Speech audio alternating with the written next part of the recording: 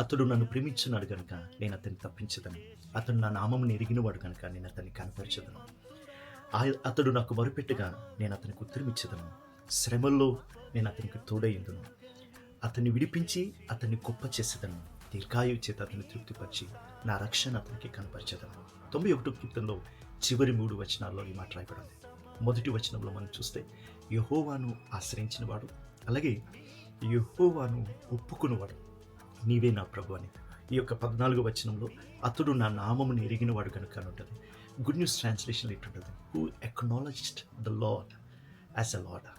ప్రభువుని ప్రభువుగా ఎవరైతే గుర్తిస్తారో వారి గురించి చెప్తున్నారు. అతడు అంటే ఎవరైతే యేసుక్రీస్తుని సొంత రక్షకుడిగా అంగీకరించారో.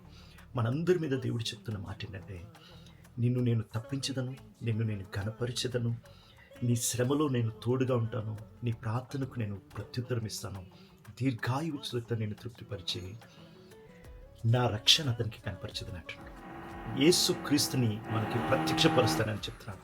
అట్టి భాగ్యాన్ని దేవుడు మనకిచ్చాడు. Praise the lord. ఆమేన్.